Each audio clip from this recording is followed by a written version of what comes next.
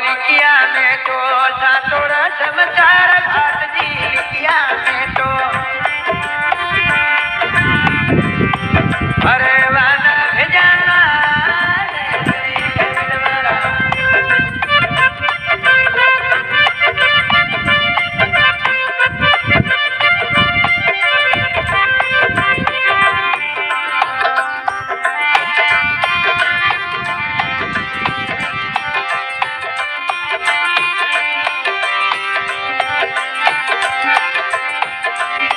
ये वानर चालो चालो